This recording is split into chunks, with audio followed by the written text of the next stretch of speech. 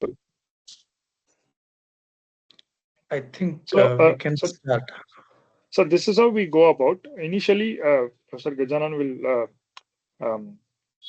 do a bit on Canard Lab and the works that are going on, and then we'll hand over it to you. So I hope that is okay. Yeah. So we should record this also, right? Yeah. Avijna, have you started recording? Yes, sir. Recording is on. Okay. So I think the screen is visible. But the presentation is not. Yes, sir. Okay.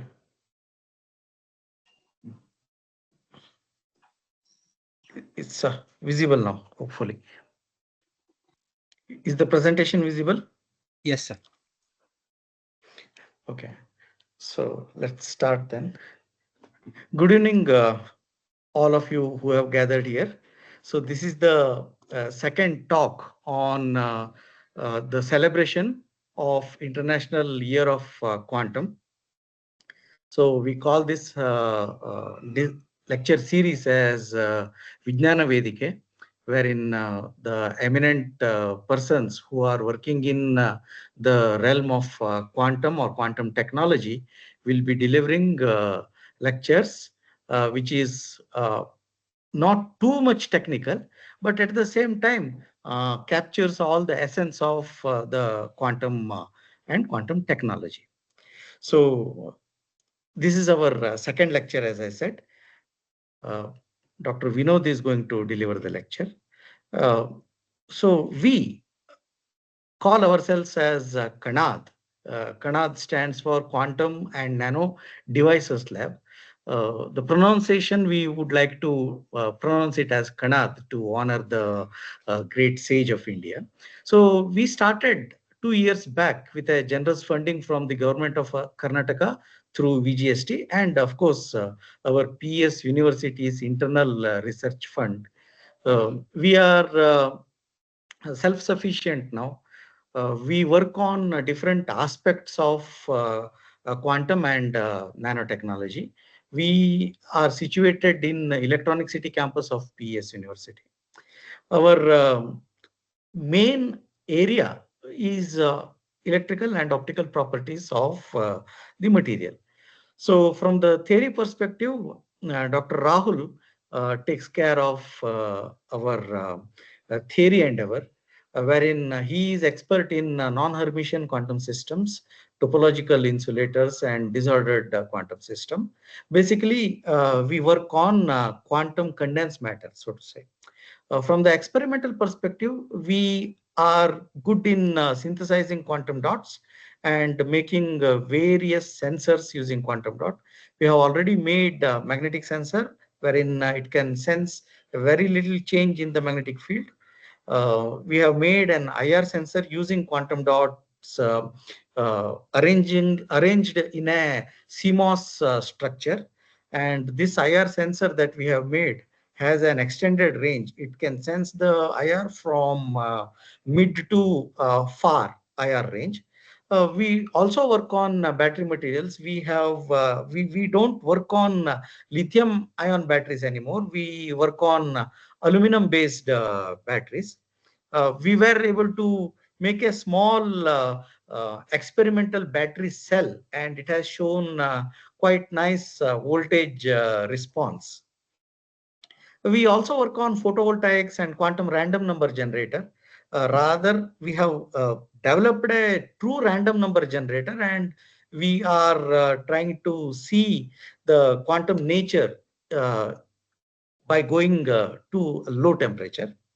Then our next target would be to create a single photon emitter using quantum dot. These are some of the instruments that are available in our lab. We have a UV visible spectrometer.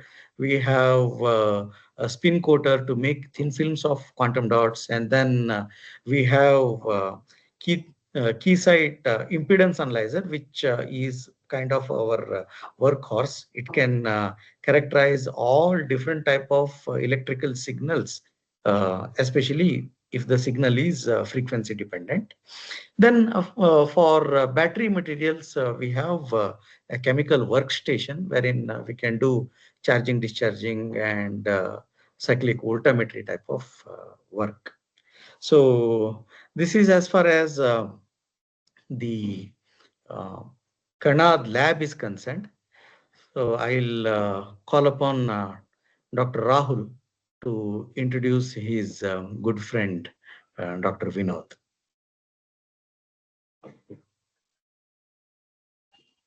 Thank you, Professor Gajanan, for this elaboration on the lab and our work that is going on. And I take immense pleasure in introducing today's speaker. He is a very good friend of mine, and we go a long back from the numerous discussions on various topics. I'm not even sure what kind of topics we talk about, but all of them are amazing. And so uh, Dr. Vinod finished his master's from NIT Trichy, and he finished his PhD from Mahe, Manipal. And currently, he's a postdoctoral research associate at University of York. And it will be interesting to listen to what Vinod has to say, and especially on the kind of technological application that the work that he is carrying out is the motive behind is the motive behind this talk. So I would gladly ask Dr. Vinod to take over the seminar. Thanks, Rahul, for the kind introduction, and thank you, Dr. Gajanan and Dr. Deepa. It was nice to know you as well. I hope you guys are able to hear me and I'm visible. Yes, yeah. Perfect. I'll share the screen. Can you please confirm whether it's fine? It is, yes. We can see. Perfect. Okay. Let me start. First off, let me thank the Kannad Lab for calling me here today, and especially Dr. Rahul and Dr. Gajanan, and of course PES University. It's very nice to present my work here in front of you guys today. And let me just give you a brief description of what I'm going to talk about. I'll start with a brief introduction to quantum mechanics and quantum random numbers in general. And then I want to talk about quantum information with continuous variables and more of quantum random number generation part, the theory behind it, and how we have used those theories in our specific SPOQC payload. And I want to end with a couple of results and future projects as well. So we all know that we have been using various random numbers, various sources of random numbers for a long time now. And the requirement of it comes all the way from having a good statistical data to analyzing them, and all the way up to gaming and whatnot. So what are the standard sources of random numbers, the classical random numbers generators that you have been using so far? There are a couple of them I can list. First one that comes to mind is definitely the uh, atomic nuclei decay, where you check the radioactivity of a material, and which we know only we would know only the half life of the material, but not when it would decay into the daughter nuclei, the two daughter nuclei. So it's supposed to be random in nature. So whenever you get a certain output from a certain daughter nuclei from a parent nuclei, then you say a randomness has been inherently present in it, and you extract the randomness out of it, which is a very well known source. The other one is you use one of the standard white noise sources, uh, the electronic noise part. That is, you have a very good source of electronic noise, white noise, and you sample it over a long time, and then you see a Gaussian behavior of it, and then you start picking time domains with which you want to operate them on, and that gives very nice random numbers over a long period of time. And the third one is definitely the source of cosmic rays. It has been there for almost 7-8 decades now. Dr. Vikram Sarabhai used to work on these things as well. So we know high energy cosmic rays are very hard to detect, very hard to come by, and very hard to detect. And the time instances such which these happen, they are very much uncorrelated, and which is what randomness is kind of defined on.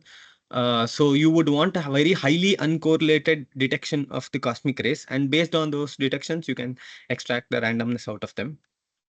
And next one would be clock drifts.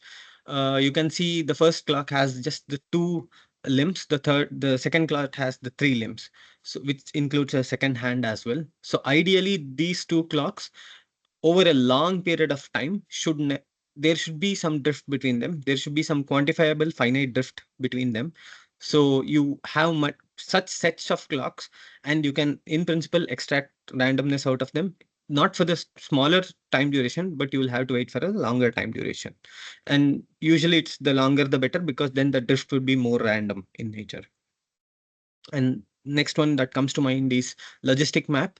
I mean, these days you can just get a logistic map right in your Google Sheets and Google Forms, where you would want to do some statistics based data, which is what I just did it today morning. And you can just get a very simplistic chaos theory model, which is a logistic map kind of a thing, and then you use that to sample your data, which works very well as well. And final one, last but not the least, you have the standard coin toss and dice experiments and whatnot, where you can extract randomness out of them as well. But what are the problems with these random numbers? And before going to the problems, I want to address a couple more random number sources, which are based on more of physical entities. The first one that comes to mind is a pendulum. And we know, if someone were to ask us, oh, pendulum, at what point it comes to rest, including the air pressure and whatnot, it's very hard to find, because it's harder to characterize the environment. But ideally, you should be able to do everything, because you have a second order derivative, and you have 2 equations, and we know you can easily solve these differential equations. There is no ambiguity or non-uniqueness in them. So it gives you always the unique answer, and it can always gives you the correct answer. So the only hindrance in finding this equation for a real life application would be characterizing the environment, and that's about it. So what about a double pendulum? And in principle, you can write down the equations of motions for a double pendulum as well, as it's given here. And by the way, this is more of an ideal situation. So imagine you put a double pendulum in the room, in the lab. Definitely it will have the air resistance, the moisture in the room that will affect the motion and whatnot. The drift, the drag will be there, the friction will be there, definitely. But ideally, in principle, you should have no problem in solving this, because again, you have θ1 and θ2, the 2 angles, and the double derivative of these 2 things. So you have 4 equations. You can easily solve them. It's a simple set of equations of motions. That's all. So what about other random sources, like double spring system or swinging Atwood machines and so on and so forth? Again, ideally, you can write equations of motions for all of them, and you can just easily solve them as you would solve a simple pendulum as well. Next, let's go to something a little bit more interesting, which is a logistic map. So you see, it's more based off a mathematical function. You take this function and you reiterate it over n times, and you apply the limit where n tends to infinity, and you notice that the value of the function, or the last value of the x that it takes, is decided by what value of r you would choose. If you were to choose the value of the r, the recurring ratio, somewhere between 2.5 and 3, it has a unique solution. That is, you take r to be 2.5, xn to be 0.5, you always get a very deterministic value, and it always approaches 0.6, which we know. Similarly, the same thing can go all the way up to 3. But the moment you go beyond the value of 3 for r, then it gets interesting, because if you choose r to be somewhere between 3 and 3.5, then in principle, the final value can either go to this line, it can fall on this line, or it can fall on this line. But if you choose R between 3.5 and 3.7, it can take 4 values. 3.7 and 3.8, 3.6 and 3.5 and 3.6, it can take 8 values, and so on and so forth. And it is always a GP kind of a thing, where it increases by the factor of 2. So if someone were to ask you, what is the last value of xn, if you were to choose R to be 3.2, there is no unique solution. You can always say either it's this value or this value, just by dropping a tangent to this, a perpendicular one to this, and you will find 2 values to it, but there is no unique solution. So now you see you are getting some flavor of randomness. That is, it purely depends on what type of value you take, and you need to apply the limit. But the very interesting part here is, how do you know what happens when n tend to infinity? You always apply the limit. So there is some approximation method that is being involved here, which can quantify such randomness. So that is very interesting, because you can get some pseudo randomness out of it, but unfortunately it is not certifiable. So can we go to quantum mechanics? Can we rely on quantum mechanics to get randomness from quantum systems? First thing, let me introduce you with the basics of quantum mechanics. I'm sure many of you might be familiar with it, so just pardon me for 2 minutes.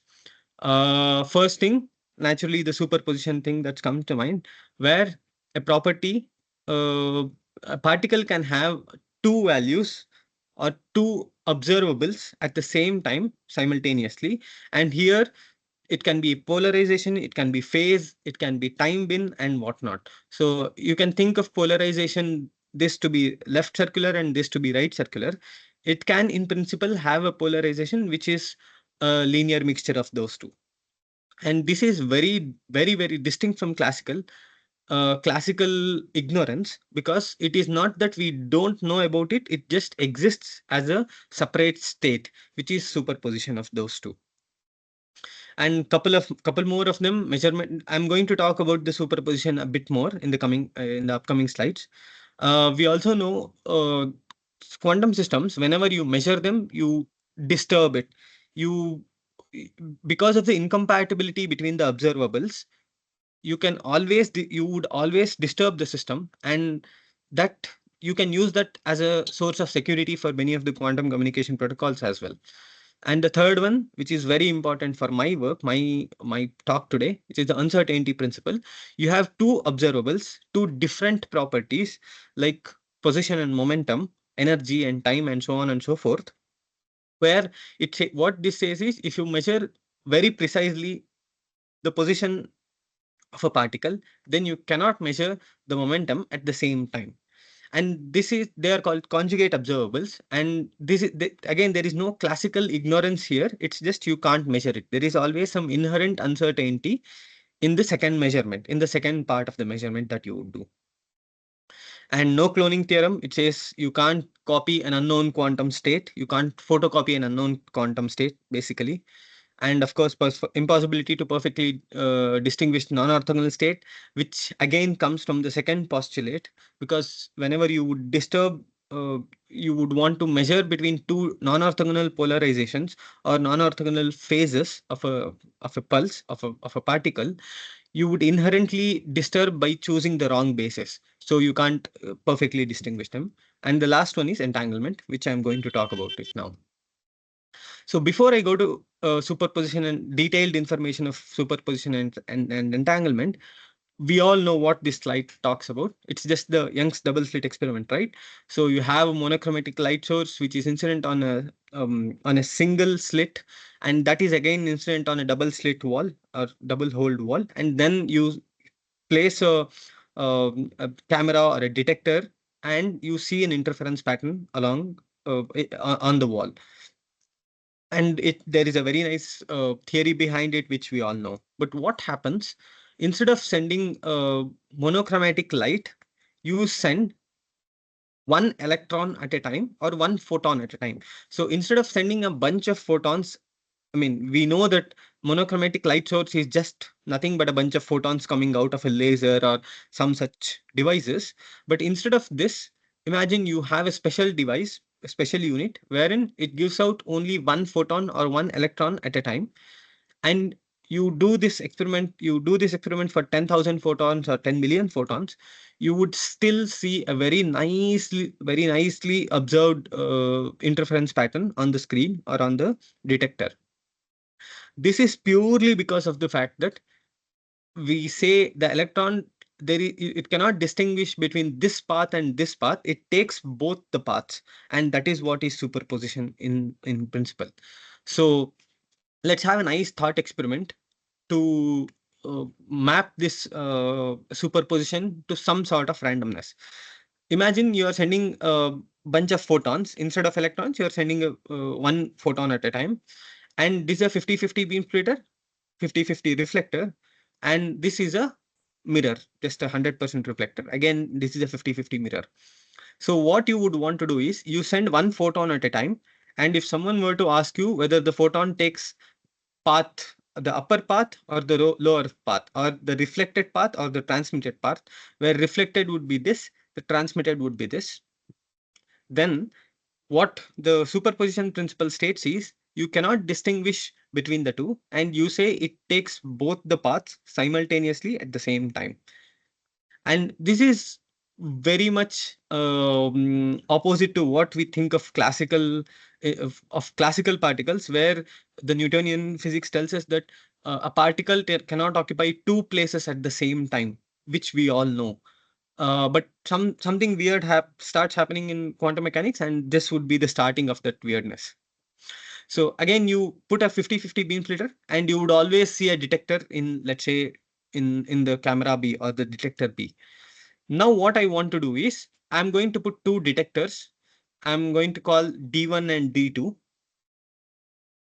If I were to ask someone whether you send a photon, whether you would observe it at D1 or D2, what the quantum mechanics tells us is you cannot tell whether you would get it at D1 or D2, because inherently it has, because of the collapse of the wave function that you have written here, right? That is, you cannot tell a priori which path it would take. Ideally, it would take both the paths, and the probability of detection of the photon either in D1 or D2 is, we know it's half because of this again.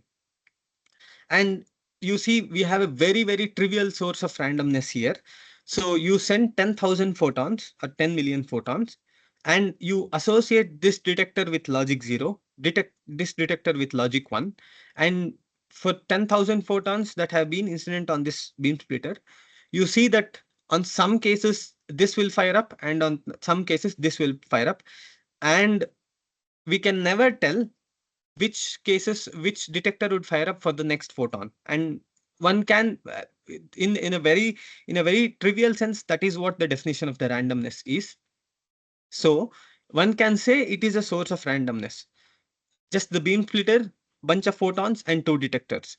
But unfortunately, there is a catch here, that we don't know how well we can characterize this 50-50 beam splitter. That is, imagine someone sitting on this 50-50 beam splitter and deciding the photon should go here or here. So we can never certify the randomness that we can get through this experiment. There is already some inherent quantum randomness in this, but it is definitely not verifiable and it is not certifiable. So what we want is a verifiable and a certifiable randomness from quantum systems. So we go to entanglement. Now imagine instead of one photon, you take two photons initially in the state 0 or in the state up polarization, basically in the identical state. And then what you do is you send the photon A. I'm going to call the first one as A and the second one as B. So you send the photon A to the beam splitter, and you see that's why you have a superposition kind of a structure. And then you keep the photon B as it is. And next we see that this can easily be written as 0, 0, and I'm just doing the tensor multiplication here. That is, I'm multiplying this ket with this ket and this ket with this ket. That's about it. I'm not doing any transformation. Here, the H corresponds to the Hadamard transformation, which is a beam splitter transformation. And next, I'm going to apply another gate, just like how we have NOT gate, AND gate, NOR gate, and whatnot in the classical, in the electronics that we have. Quantum mechanics also has certain gates, and definitely controlled NOT or C naught is one of them. So what control NOT does is, if the first qubit is 0, it keeps the second qubit as it is. Whereas if the first qubit is 1, it flips the second qubit. It flips the polarization, or it flips the phase of the second qubit. So now you see, initially we had two uncorrelated photons, uncorrelated electrons even, and this one is very, very highly maximally correlated to photon or two electron system, which is a Bell state. That's what we call them. And it can also be 0, 0, minus 1, 1 as well, based on the type of superposition that you would have. And imagine now you choose particle B as, instead of 0, you choose that as ket 1. Then you get another type of Bell state. And this is, you can call it 100% correlated Bell state. This is 100% anti-correlated Bell state. Because here, what this says is, if you were to measure just like this, if you were to measure these two particles, if particle A is having polar logic value of 0, particle B is supposed to have the same value. And whether if A is 1, B is also 1. And that's why we say it's correlated. This is anti-correlated because if the A is 0, B is 1, and A is 1 and B is 0. So here you see you are getting some sort of randomness. And if you measure, even if the two photons are galaxies apart or even millions of miles apart, this correlation or anti-correlation remains the same. And that's the speciality of the Bell states. So before we move forward, whatever we have talked about till now, that's more of the discrete variable based quantum information. That is, you have all of these states, the kets, ket 0, ket 1, and whatnot. These are all the Fock states that we would call. These are the numbered states, basically. And another type of quantum information is also available, which is called continuous variable, or CV. And the main difference between the DV and the CV is discrete variable quantum information happens at the finite dimensional Hilbert space. I'm sure many of you would have heard of the Bloch sphere, which has an isomorphism with the two-dimensional Hilbert space, right? That means every point in that Hilbert space can be mapped to every point in the Bloch sphere. That's about it. Similarly, you can also have a continuous variable quantum system wherein the dimensionality of the Hilbert space would be very, very large. Ideally, it is infinite, but very, very large in principle. And you can think of it this way. It's almost impossible to represent your continuous variable states on the Bloch sphere because there is no isomorphism between a very large dimensional Hilbert space and a three-dimensional Bloch sphere or a four-dimensional Murray-Gell-Mann sphere and whatnot. So there is no isomorphism between them because the dimensionality of the Hilbert space is too large. And what are the examples of the continuous variable systems? We know the examples of the discrete variable systems are the electrons, the photons, the neutrons, all of these particles.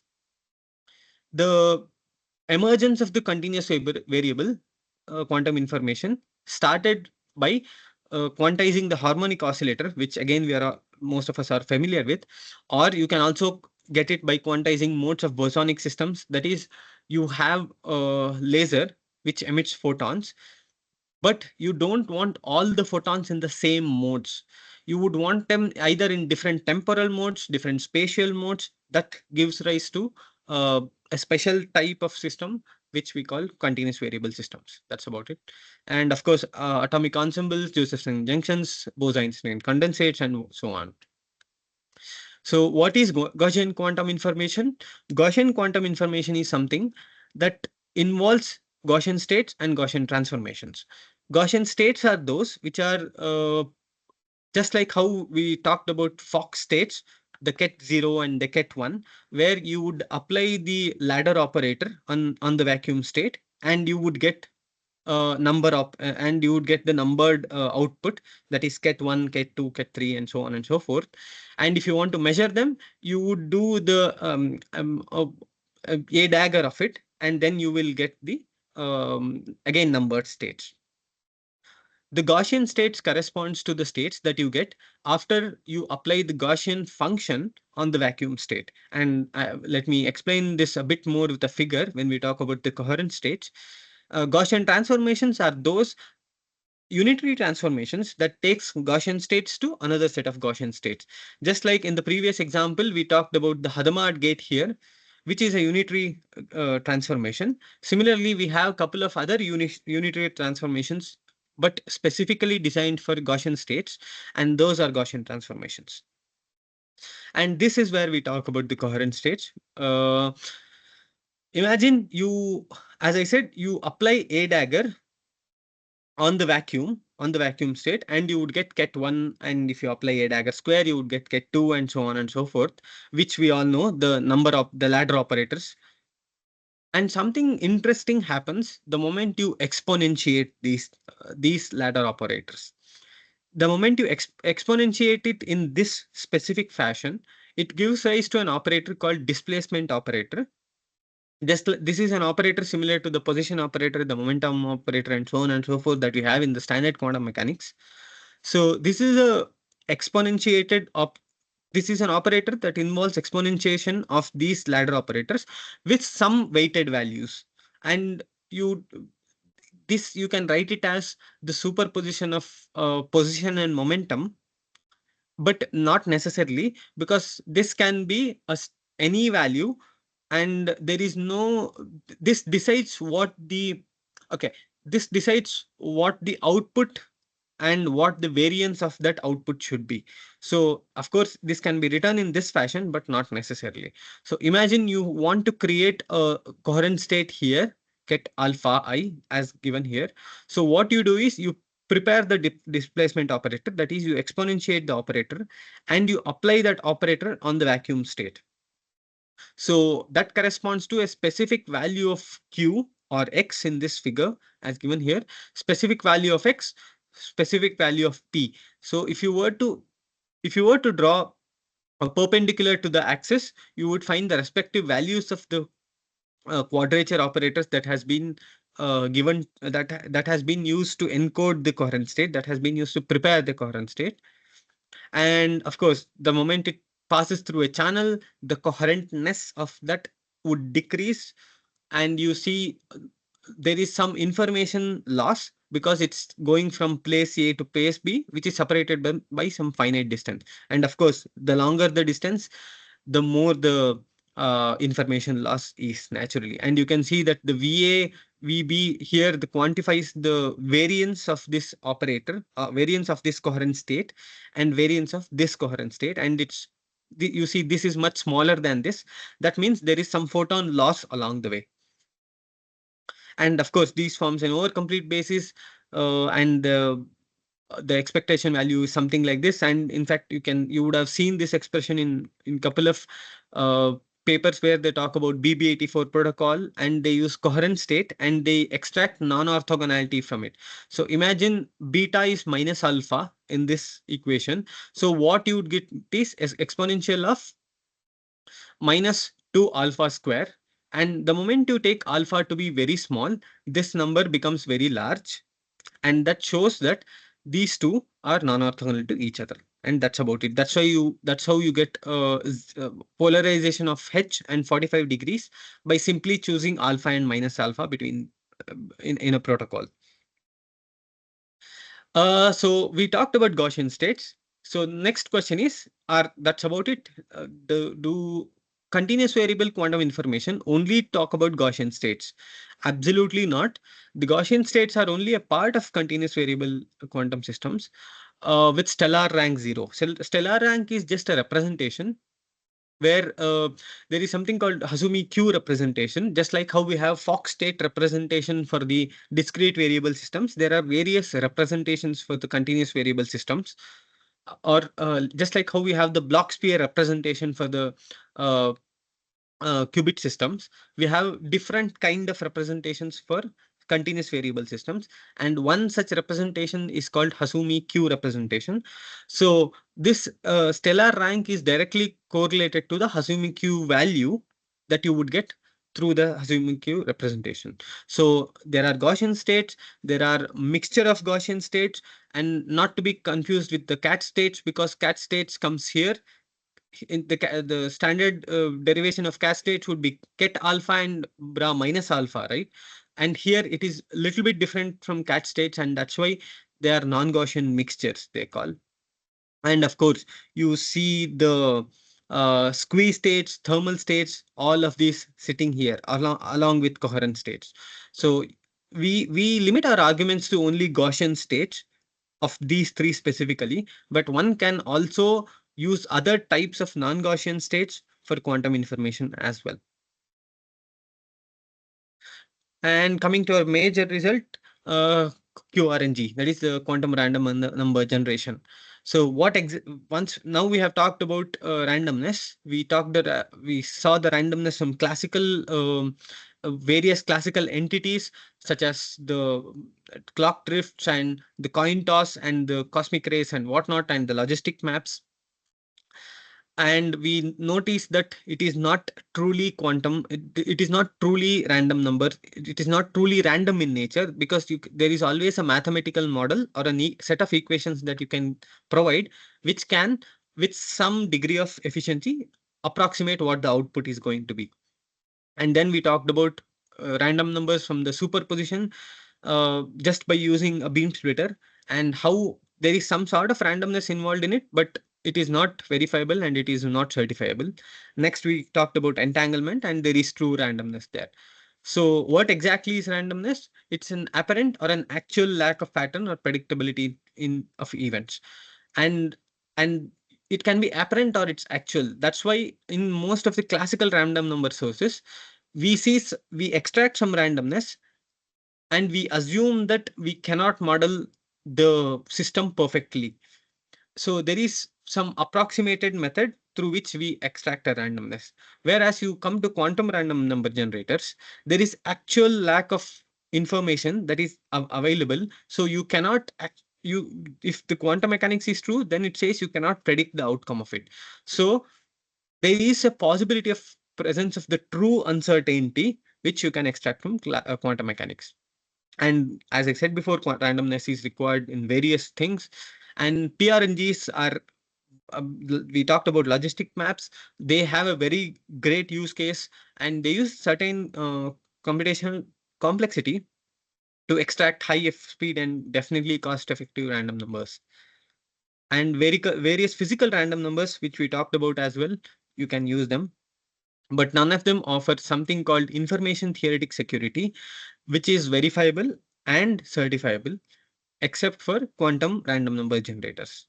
And we would want to talk about quantum random number generation from CV systems. And before we measure the CV states, that is the Gaussian states, be it coherent, be it squeezed, or be it thermal, as you did see in the figure, you would want to see where you would get the classical randomness from, like the white noise, the electronic noise, imperfect homodynamic, detector inefficiencies, inconsistent CMRR, and so on and so forth. Because you would want to remove all of these randomness from your total randomness, and you would get actually the remaining quantum part. So this is a very old, very well-known way of extracting randomness from quantum mechanics, where let's assume the total randomness in a system is due to quantum part and the classical part. So what you do is, if you want only the quantum part, you observe the total randomness and you subtract the classical randomness from it, and whatever is remaining should be truly quantum in nature. There is no conditionality on these things, which we are going to talk about it later in the later slides.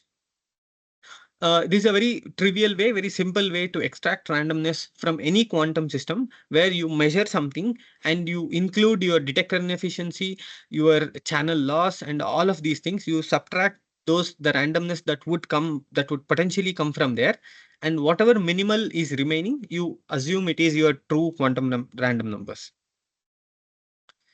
And of course, for us specifically, continuous variable based systems, the security comes from the fact that information, we extract the randomness from measurement of by measuring the vacuum states, and we know that information leakage from measurement of vacuum states is nil.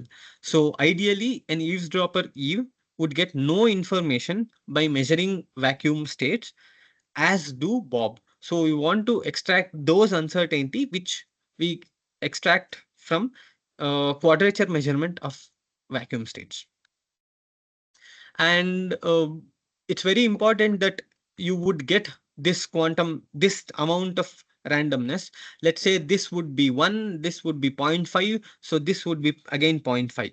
So what you would want to do is, every time you would want to see you observe your total randomness to be of 1, you would want to reduce it to half. So you need some classical post-processing algorithms, and this is called privacy amplification, and this is very important in any of the quantum information processing tasks, more so in quantum random number generation as well.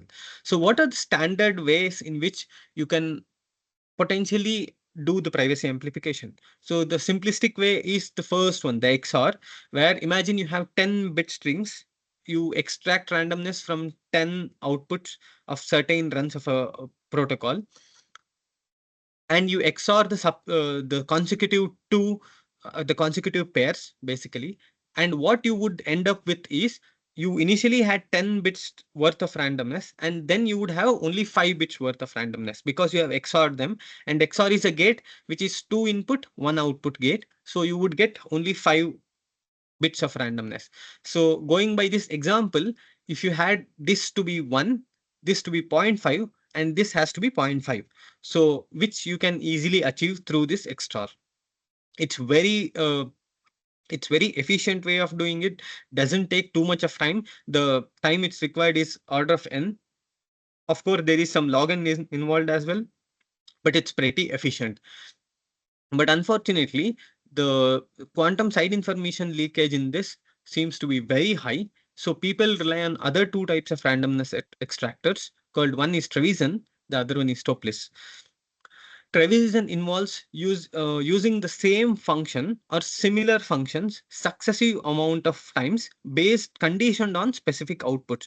So you see what the input here is, you take the output and you condition that on next input, and so on and so forth. You do it consecutively, and then you would be left with much smaller bit string of high randomness. It's a very efficient way of doing it, but it's cost effective because it's not cost effective because the time complexity of this classical operation, the computational operation, is along the order of log n square n. Of course, there is also log k as well. So you need to consider information leakage to Eve as well as the time complexity both. So the more efficient way and the most widely used one for sure is the Topliss matrix. So what you do is, you build a matrix. Imagine you have a random number length string of bit string 10.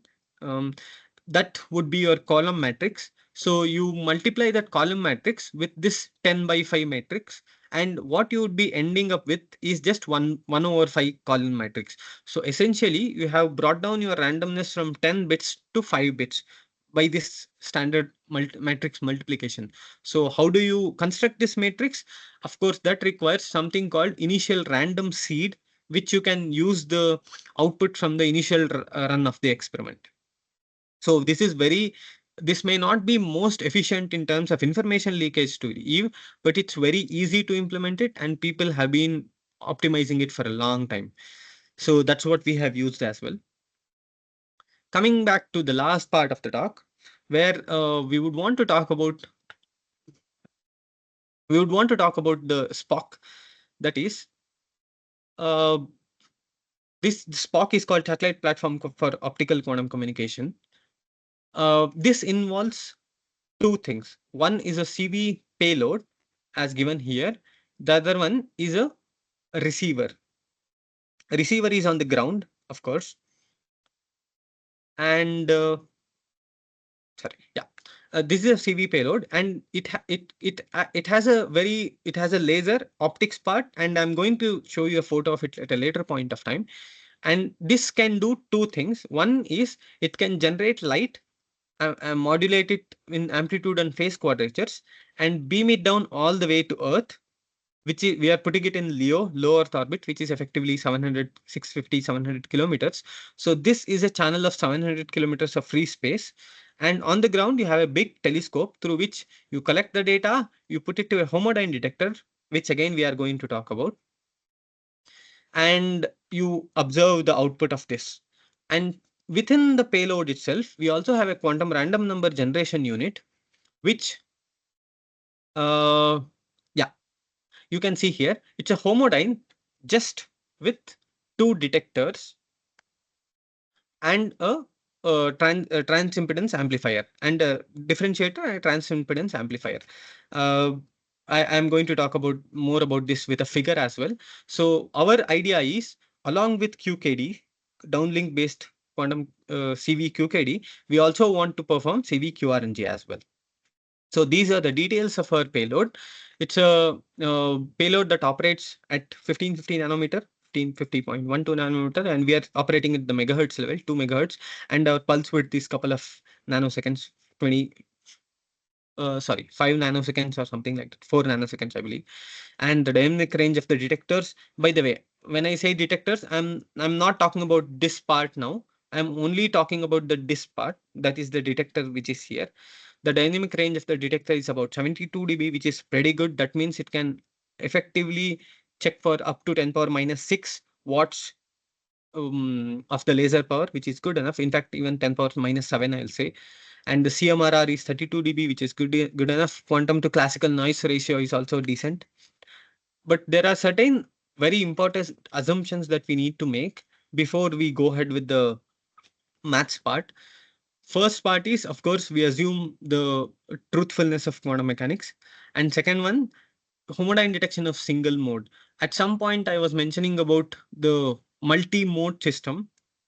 What you can do is, within the detector, actually the photons may experience two different modes, and that decreases the variance, which is a bad news for us. So you want to operate within the single mode regime, and of course the linearity of quadrature measurements, truthfulness of system characterization. And the last part is, it's a partial IID assumption. What this means is, the h of x, I'm sorry, I'm going back to this and this, that is the quantum part of randomness and the classical part of randomness, there is very low, I mean, ideally they are absolutely independent of each other, or if there is some correlation, it's almost negligible. So we want to have an uncorrelated quantum and classical noise sources, and that's about it. And this is the detector I was talking about, where vacuum or signal will come, and this is just a shutter, and these are followed by two photo detectors and a differentiator and a transimpedance amplifier.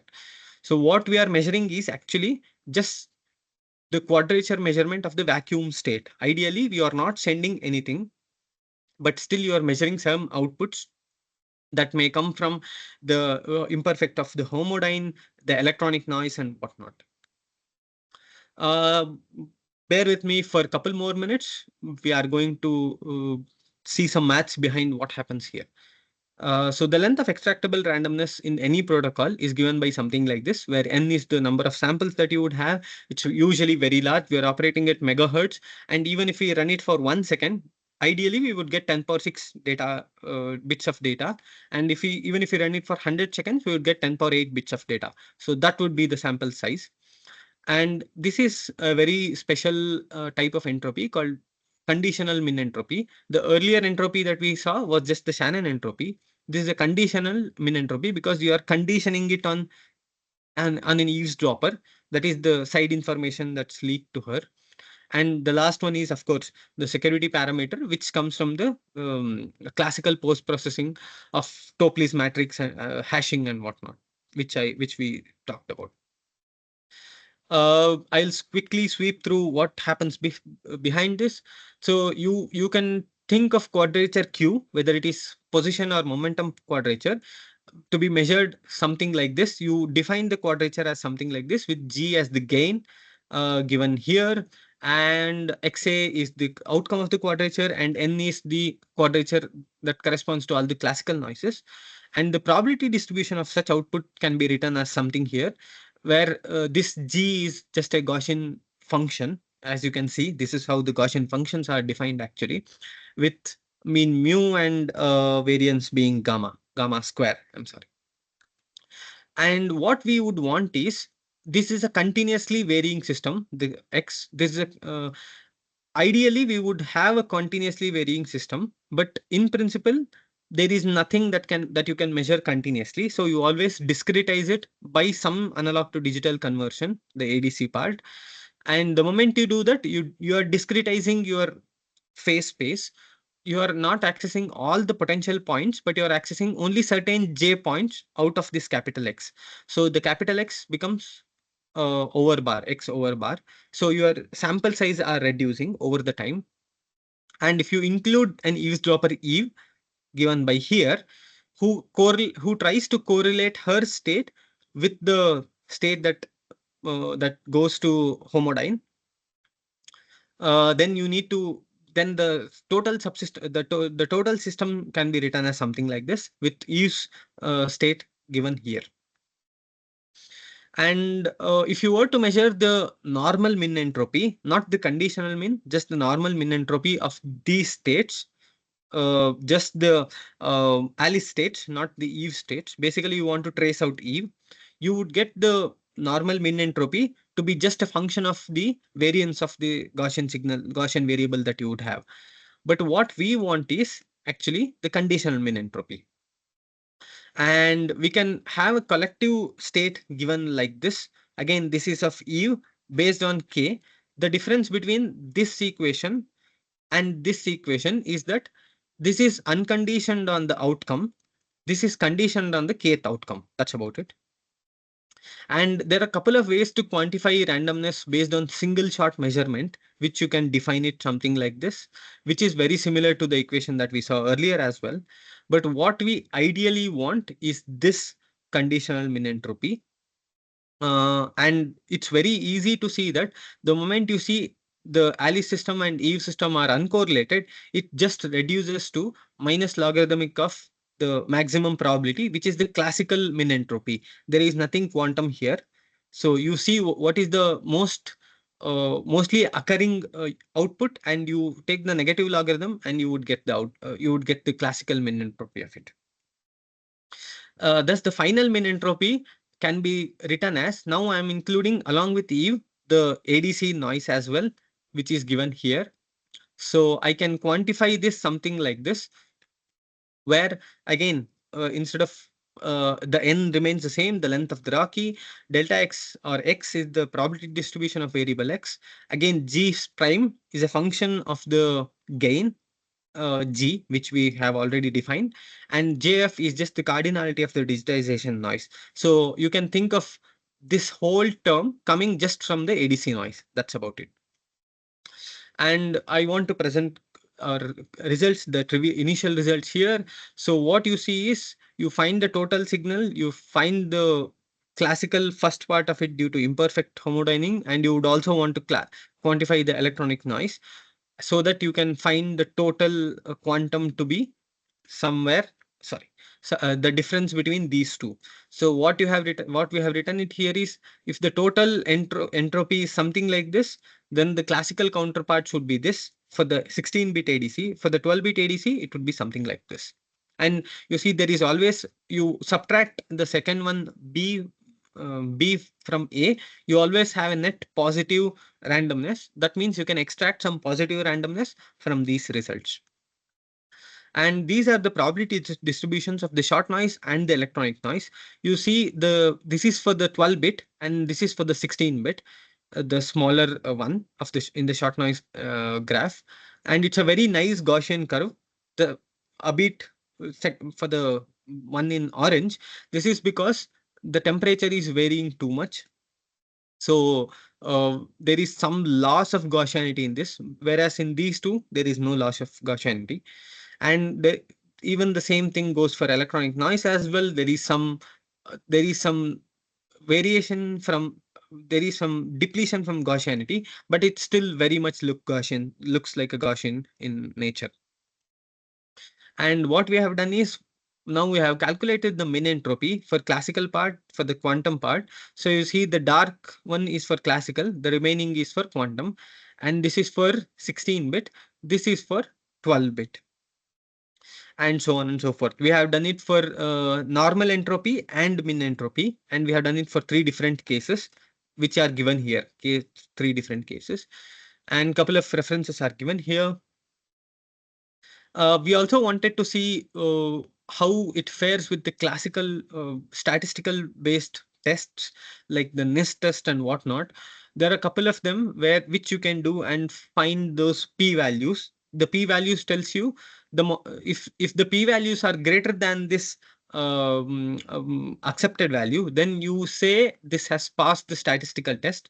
But please bear in mind, this is just a classical statistical based test. What we are mostly interested in the conditional min entropy part. But anyway, we wanted to test this as well, and it looks like it has passed all the test with decent p values. Finally, this is our payload, and this is the 12U CubeSat. So the payload just sits, actually you can see the payload here, which is sitting nicely. So this 12U, where each U corresponds to 10 centimeter cube. So our whole payload is just 10 centimeter cube, and there are 4 units in them. Here is the laser part, which is sitting all the way down. And here you can see a couple of modulators, intensity modulator, phase modulator, and whatnot, and optics parts, and all the gates, everything is here. And again, we have 2 computers, daughter computer and the single board computer, which sits nicely here, which drives the laser and all the modulators and whatnot, which also has the data acquisition. And this goes into the bigger 12U frame. And of course, there is some optamps, the combiners and whatnot here. And it also has an 8.5 centimeter mirror that needs to be that is used to beam down all the way to Earth.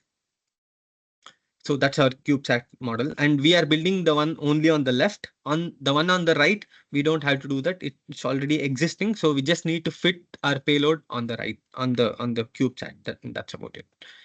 And we also have recently installed an optical ground station. You can see 2 telescopes, each telescopes of 60 centimeters each, separated by 88 centimeters. So what this does is, you send your payload to space. So this actually goes to space. It's supposed to be launched sometime in the next 3-4 months. So this beams down all the way to Earth. This is at 650-700 kilometers low Earth orbit, and you collect the data using these 2 telescopes, and then do the homodyne detection, and then do the QKD. So the idea is to do that, and we are still calibrating it. We are almost done with it. And finally, this is my group at York. Thank you. If you have any questions, feel free to mail me. Any questions?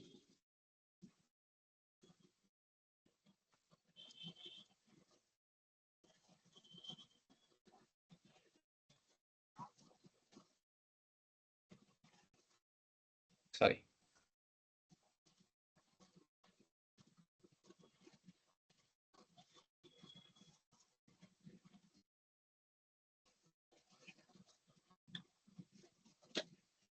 There are no questions. Okay, can I ask you a question? Yeah, please go ahead. So, I mean, this is a very not a very specific question as such, but how important is the randomness in current technological applications? It's very important in various aspects of it. That is, we know people have been we are moving towards having a lot of data. I mean, everyone is talking about having a lot of data. All the companies are, I'm sure we have discussed it over so many times as to companies stealing our data and trying to manage it in some way. So Correct. what they do is they need large set of data, and they need a statistical model to analyze those data. Mhm. And the best way to do that is pick an outcome randomly and see what the characteristics of that profile is. So right from Correct. big data processing, where you would need to sample without any biases, this is very much required. And second one, it also kind of answers certain interesting questions as well, as to how how if there is existence of absolute and true randomness in nature, what can we talk about other aspects of philosophical questions as well, right? Which I'm Correct. not going to touch. Right. So Mm. you can imagine it's required even in fact from gaming. Actually, a lot of companies, right from all of these video games and computer games, they would need to sample a lot of data. So imagine you are playing a game and you are turning left or right, they would need to render your screen accordingly. So again, continuously they would need to do some random processing behind the screen. Mhm. Right from there to the statistics that we need, uh, everywhere. I would say it's required in many of the places.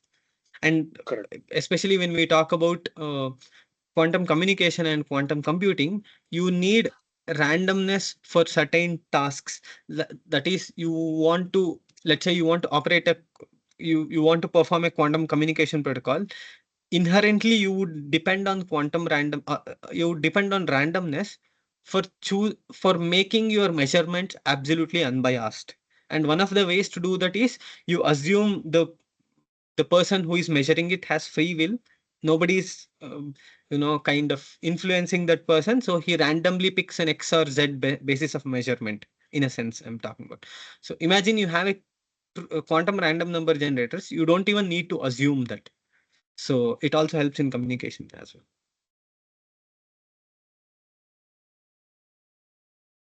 well. Thank you. Yeah.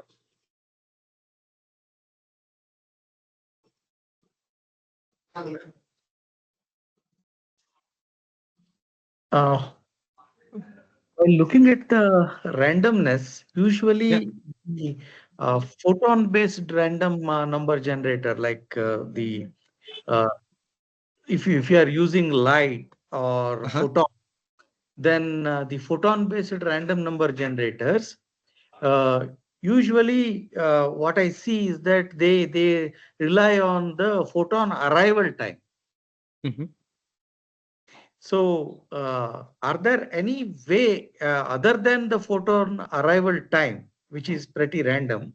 No, are there any way, like if I use a CMOS, and if I look at where the photon is falling, Mhm. can that be a sufficiently random enough to call it as a That random number then? Yeah, I get it, sir. That is very similar to the that is very much similar to this part, where you have, instead of the photon arrival time, you would use some other physical instrument to probe on the photon to see the place of it where it is currently at, in a sense. And that can also be a function of time, but let's keep it aside for a moment. You can directly map that to this type of quantum random number generation, wherein you don't really know uh, whether how well you can characterize this 50-50 beam splitter. So in principle, there can be a person sitting here, I mean, sitting inside the beam splitter and deciding where the photon has to go, in a way. Or the CMOS in principle can decide where the photon has to be detected, in a sense, right? If you are going to use the CMOS, uh, oh, we can take that as an assumption and still have some randomness. I agree. Yeah. Okay. Okay. So, if I have a CMOS, then even though the pixel size is restricted, like 1024 or whatever, Mm-hmm. still that can be considered as a quite sufficient randomness, right? Yes. I mean, it's a weaker assumption, but I mean, there is nothing wrong with the assumption. It's just a weaker assumption of the randomness. And yeah, I think it should be good enough. But the assumption needs to be there that we are assuming that the CMOS sees where the photon hits the detector in that 1024 pixels or 4096 pixels, and you convert that to X and Y coordinates, and you assume that the the CMOS seeing the detector firing up is perfectly correlated. First part, and second part is the photon reaching that specific pixel is also random in nature. Okay. Okay. Thank you. Thank you. I have a general question, Dr. Vinod. Yeah, You are please go ahead. talking about this randomness, and is there a specific like degree of randomness that you need to follow for different applications or things like that? Is there Oh, any that's really, such thing? oh yeah, that's a really nice question actually. Yeah, Yeah, in fact, very you good have it question. for different domains, communications, or to even the cryptography, all those things. You know, it's secure communication is what you are looking at, right? By Yeah, introducing this absolutely. Of thing. course. So, is there like some limitation? Okay, you need to use a specific method or specific, degree of randomness is required for those different applications. Oh yeah. Yeah, Mm. I mean, absolutely yes. Mm. For the first part of the question, that is the randomness that you extract is highly dependent on the type of measuring systems that you have, and that's the reason I put these two values. If the moment I keep all my experiments same, but I just change the analog to digital converter from 12-bit to 16-bit, and it gives me much better randomness, because in this case it is almost 3.2, and in this case it is not so much actually, because it also has the C1 contribution, by the way, not to forget here. So it's it's very much dependent on the type of instrument that you have, and definitely if you have a better resolving instrument, the more randomness that you will get. But most of the randomness based experiments that we have, kilohertz level is good enough. That is, you have 10 power 3 bits of randomness per second, 10 power 3 or 10 tens of kilohertz, 10 power 4. But people are pushing towards in fact this is called the high speed parts, where people are pushing towards megahertz and gigahertz level. That means you would want to have your randomness at the speed at which your actually laptop clock rate runs at, to be honest. It's that good. We are almost approaching that level. uh, Terahertz is very hard, but people have been coming up with hundreds of megahertz and maybe even couple of gigahertz. That is 10 power 9 bits of randomness per second, which is fantastic. Which is almost, as I said, very much uh, very much in comparison with the clock speeds that we have. Of course, clock speeds are a bit higher, but very much comparable. So we are almost there at the hundreds of megahertz and maybe even couple of gigahertz level, which is really good. In fact, most of our communication happens at the 5G technology happens at the terahertz level, right? So we are almost catching up, I should say. Okay. Okay. Thank you. Thank you. And it does have an impact on the computing resources also, right? The more you have it. So where is the trade-off coming up? Like, Yeah, again, that's a good question. The computing part, it's continuously increasing. That is the speeds at which we are able to perform a computational task. It has been increasing every year. Maybe not so much exponential now, but still it's increasing. yeah. And But the so the requirement of, existing one is still capable of doing it at a high randomness also, right? yes, Is it as I still? said, yeah, it's like 500 megahertz, like half a gigahertz level, half gigahertz, maybe even 1 gigahertz. So it is, I mean, it's not even the state of the art itself is still catching up. So it's not perfect, but we are getting there almost, I should say. even for actually not only for classical computers, even for quantum computers, one would need random numbers for certain tasks like entanglement sharing and whatnot. So even for that, people have been thinking about using tens of gigahertz based random number generators. Yeah. Okay. And one of the primary objectives for this 12U satellite CubeSat, what is going is it is meant for communications, right? Secure Yes. communications. Yes. So this work is something which is contributed towards the final design of it. Oh yeah, Just yeah, curious I to mean, know. oh yeah. I can show you the figure. I'm sorry. Mm. Oh yeah. I mean, there are two objectives. The primary objective is to show that you send a payload, you put it in a CubeSat, and you beam it down all the way to Earth, and you collect the data, and you show that secure communication is possible between point A and point B, which are 650, 700 kilometers apart. That's first part of it. But the second part of it is also that you prepare a random number generator, you prepare the random numbers in space and use it for the payload itself. So Okay. because the payload also needs some randomness, and it's nice to have a quantum random number generator since in space itself, so that you have very minimal interaction with the, I mean, you have very minimal information leakage, if I may say so, because again, the losses are very highly restrictive. So that's also a win-win situation. So yeah, the primary objective is downlink based communication, but the secondary objective is the QRNG part. So I have not even touched about the downlink based part. I'm only talking about the QRNG part today. Okay. Okay. Great. Some curiosity to explore further.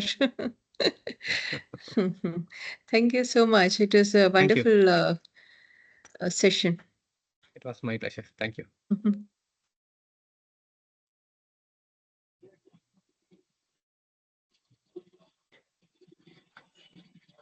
Is there any more question from anybody? Not, I can stop sharing. Yeah, I don't see much of. Yeah, chat, there I is don't not. see any question. Yeah. Yeah.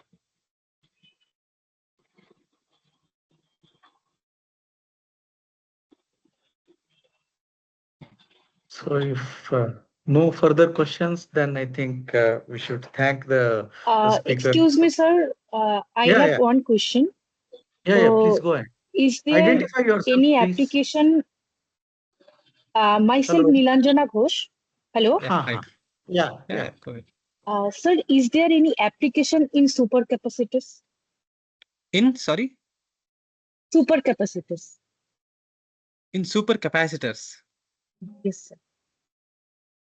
I'm really sorry. I know, I mean, I come from electronics background. I know what is capacitor. What is supercapacitor? Can you please remind me? I'm really not sure. Is it Actually, sir, I am asking about energy storage devices. Okay. Okay. Right. I got the point. Sorry. Yeah.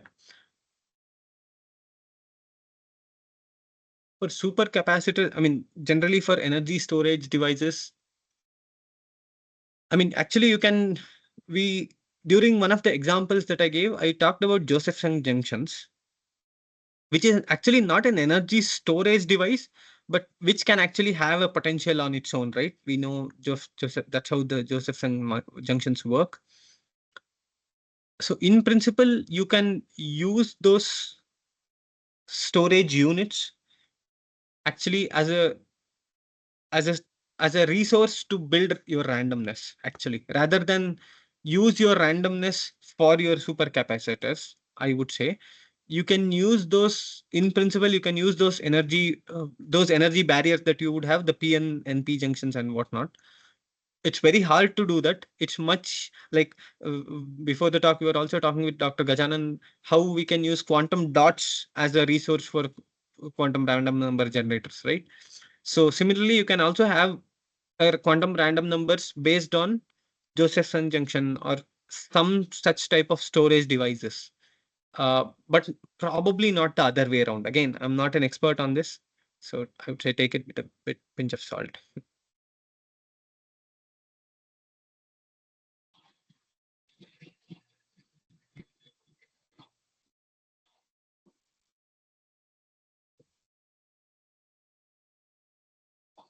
So are there any more questions?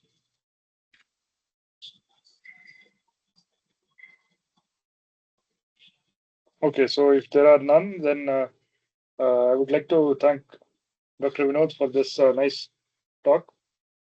It was really good to see the application part of what students go through or what we discuss, perhaps hand wavingly, but anyways, it was really good to see, and I'm sure we'll discuss it further at the later point of time. Right. All right. Yeah, thank absolutely you. my pleasure, Rahul. Thank you, and thank you, Dr. Gajanan, and thank you, Dr. Rupa. It's been my pleasure. It was really nice to talk about my work here. Thank you. Thank you very much to accept our invitation. Actually, we Thank you. wanted to have you in person, but somehow that did not work out. It would have been nice if you were here. Sure. But nonetheless, we will explore how we can collaborate and Sure. yeah. Thank you. Thank you very much. And the invitation stands good whenever you visit this part of the world. Thank you very much. Absolutely. That will Thank you be very the much. thing. Yeah. Okay, thank you so much. Thank you. Okay. Thank you so much. Okay, have a Thank you. great day. Thank you, everyone. Thank you for the time. Bye. So let's close the meeting. All the participants, thank you very much for attending. We'll share the certificate if it is required. Thank you.